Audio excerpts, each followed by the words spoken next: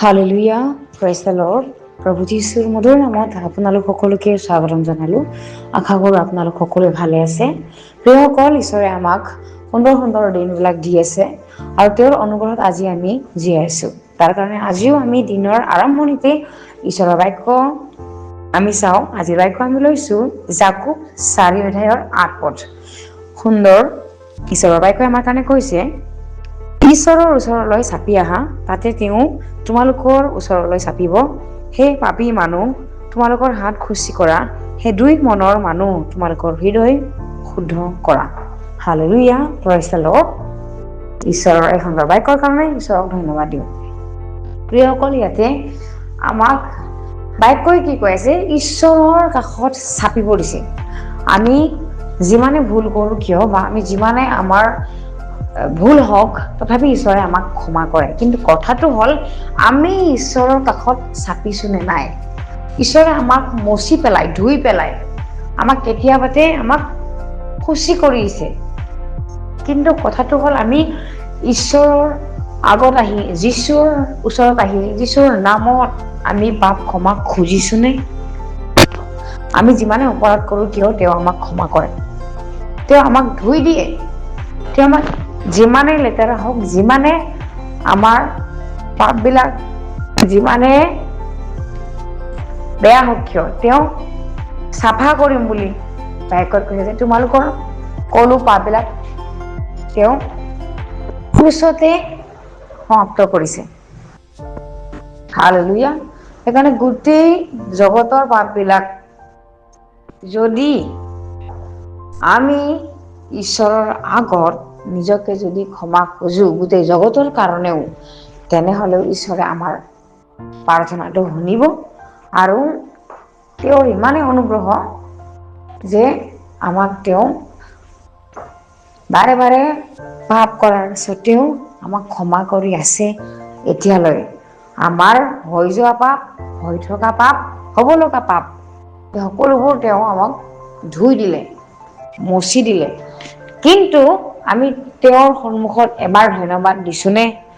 তেওঁৰ সন্মুখত গৈ বা তেওঁৰ উপস্থিতিত আমি সোমাই তেওঁৰ লগত সময় কটাই নিজৰ পাপবিলাক স্বীকাৰ কৰিছোনে? বিশ্বাসীসকল, বাক্যই কি কৈছে? ঈশ্বৰৰ কাষত চাপি আহিবলৈ দিছে আমাক। ঈশ্বৰৰ ওচৰলৈ চাপি আহা, তাতে তেওঁ তোমালোকৰ ওচৰলৈ চাপিব বুলি কৈছে। আমি ঈশ্বৰৰ কাষত চাপিব লাগিব, তেতিয়াহে তেওঁ আমাৰ ওচৰত আহিব। তেওঁতো আমাৰ লগত থাকেই, কিন্তু আমি নিজকে নম্ৰ কৰিব লাগিব। সেই নম্ৰ কৰাটোৱে হৈছে আমি তেওঁৰ কাষত নিজে সৰু হৈ চাপি যোৱাটোৱে। আমি নিজে তেওঁৰ কাষত ইচ্ছা হ'ব লাগিব যাবৰ কাৰণে। এইটোৱে নম্ৰতা হয়। হালেলুয়া। প্ৰিয়সকল, আৰু বাক্যই কৈ আছে, সেই দুই মনৰ মানুহ বুলি কৈছে, তোমালোকৰ হৃদয় শুদ্ধ কৰা বুলি কৈছে। দুই মনৰ মানুহ, আমাৰ মন বিলাক কেনেকুৱা যে আজি প্ৰাৰ্থনা কৰিলো, ক্ষমা পাই গলো, কালি আকৌ পাপ কৰিম। প্ৰিয়সকল, এনেকুৱা হলে কোনো অপাৰ্থক বলিদান নাই বুলি বাক্যই কৈ আছে।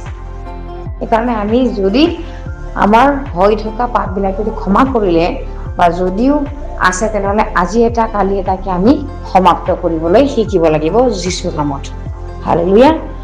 বাক্যই কয় যে আমি ঈশ্বৰৰ মন্দিৰ হয়, আৰু মন্দিৰবিলাক কেনেকুৱা? সদায় পবিত্ৰ, চাফা হ'ব লাগে। ঠিক তেনেকৈ ঈশ্বৰে আমাৰ হৃদয় থাকে, আৰু ঈশ্বৰে থকা মন্দিৰটো হ'ল আমি।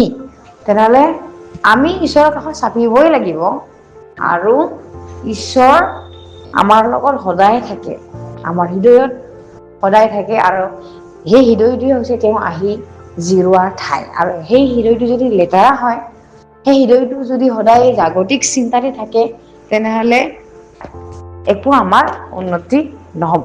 সেইকাৰণে প্ৰিয়সকল, ইয়াতে কৈছে যে সেই পাপী মানুহ, তোমালোকৰ হাত খুচি কৰা বুলি কৈছে। আমাৰ হাত খুচি কৰিব দিছে, কিন্তু ভাত খোৱা হাত, কাম কৰা হাতৰ কথা কোৱা নাই, আমাৰ মনৰ হাতটো খুচি কৰিব দিছে। যদি আমি এবাৰ পাপ কৰো আৰু পাপ ক্ষমা খুজো, এটা মুখেৰে ধন্যবাদ আৰু এটা মুখেৰে খাও শুপনি, তেনেহলে ঈশ্বৰে গ্ৰহণ নকৰে। সেইকাৰণে প্ৰিয়সকল, আমি তেওঁৰ কাষ চাপিব লাগিব, সদায় তেওঁৰ উপস্থিতিত থাকিব শিকিব লাগিব, তেওঁৰ পবিত্ৰতাত সদায় থাকিব লাগিব, তেওঁৰ উপস্থিতিত সদায় আমি অনুভৱ কৰিব লাগিব যে ঈশ্বৰ মোৰ লগত আছে আৰু আমিও তেওঁৰ ওচৰত আছো। সেইকাৰণে বাইকে কৈছে তেওঁৰ ওচৰলৈ চাপি আহা আৰু তাতে তেওঁ তোমালোকৰ ওচৰত চাপিব। আমেন। আমাৰ হৃদয়বিলাক খুচি কৰিবলৈ বাইকে কৈ আছে। আমি ছুটিকৈ প্ৰাৰ্থনা কৰো। ধন্যবাদ প্ৰভু, সুন্দৰ সময়, সুন্দৰ বতৰৰ কাৰণে, তোমাৰ প্ৰেম অনুগ্ৰহ আমাৰ লগত থকাৰ কাৰণে, তোমাৰ পবিত্ৰ আত্মাই আমাক সদায় খুচি কৰে প্ৰভু, তোমাৰ আত্মাই সদায় আমাৰ লগত থাকে প্ৰভু, তাৰ কাৰণে ধন্যবাদ দিছো।